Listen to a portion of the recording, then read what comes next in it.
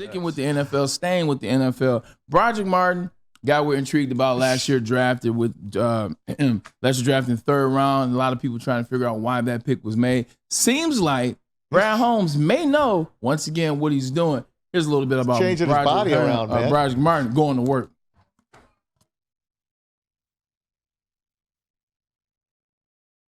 Look over it. What do you think that is? Probably. How much does that weigh, especially with the how many thousands of pounds? Yeah, you that's think that crazy. is? You said I'd say about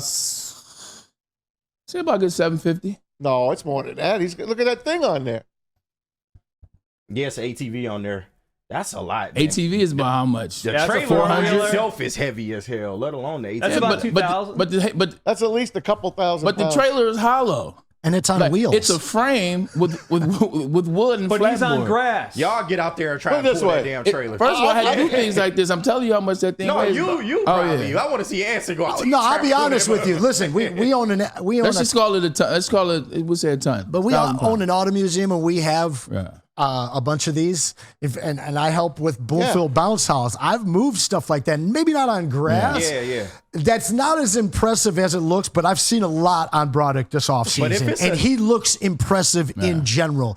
His mind and his effort are clearly in the right place right now. And if that's a ton, that's the size of a car, right? And that's what I'm saying. That's why I was like, it's probably about 600, somewhere between 600 and 700. At the end of the day, it doesn't matter how much it is. It's very impressive, and he's putting in work. Yeah. But it goes to show that Brad Holmes knows what he's doing yet. It seems we got to see what happens on the football field as we do with some other players at his position, at his specific position. DJ Reader, want to see what that's about. Broderick Martin, but he's working. He wasn't a first-year player. Brad Holmes didn't draft him with the intention to play him last year. Sometimes when you're building a roster the right way, well, most times you got to draft projects for the future. And it seems like this is one of those projects, Tom Mazaway. Hey, if you want to play on this team, Braylon, you better put that work in. 100%. There's no one on this team that's going to get outworked. These guys are all on the same page. They all are looking at each other. And yesterday there was like a rumor out there that Aiden Hutchinson was injured. Did you guys catch that? I didn't see anything Reddit solid, was going crazy. But I read it. It was going crazy. I had to talk like 3 friends of mine off the roof. I'm saying I didn't see anything. I'm looking. I don't see anything from the beat writers.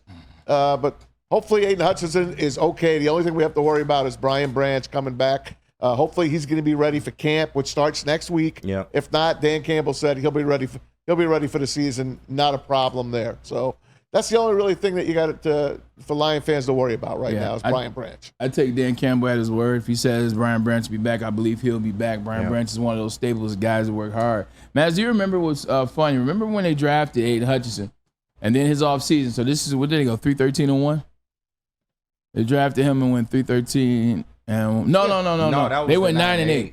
So when they drafted Amon-Ra St. Brown, that's what it was. Mm-hmm. And I saw them in the offseason, and I commented to you. I said, if you see them in the offseason lines, and this was after 3-13-1, it was Amon-Ra St. Brown's year. They go 3-13-1. Those jokers was already working out early February, posting on social media. Then you start seeing them working out together. In the offseason, usually, especially if you have a losing year, guys don't want to work out together. Some guys are in California, some guys are in Florida, some guys stay here, some guys go where they're from, etc. Yeah. Those guys were working out together. Those guys were posting videos. Those guys were the first persons commenting on their teammates' posts. Then you draft Aiden Hutchinson, a workout warrior. He keeps it going with Amon-Ra St. Brown. These guys work hard. That is part of the identity on this team, like you say, man. You got to play for the Lions. You got to earn it. You got to earn it. You got to put that work in, because why am I not working if I see Anson working? How is Anson not working if he sees KG working, and so on and so on? So they're definitely not going to get outworked. It's like playing Iowa. Mm-hmm. Iowa may not beat you, but you ain't going to outwork Iowa. No, that's facts. Yeah. And when I look at this team, you look at how much these guys have developed people based on this culture that they set out to create from day one. So guys are bought in, and you have to give them more tribute than just creating this culture, because in that offseason, even though they had these guys that fell into that culture bubble that they wanted to create, they never lost them after going 3-13-1. To your point, these guys have been completely invested since they've been drafted to Allen Park.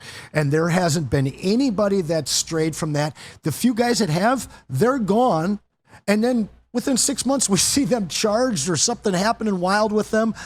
This regime is so focused and so understanding of the people that they have and the people that they're going to bring in here that it not only has created this culture, but it has absolutely created the investment in every mind of every single Detroit Lion.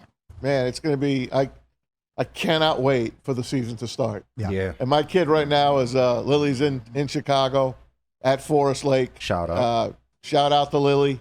I'm coming to see you this weekend, honey. Working for the Bears.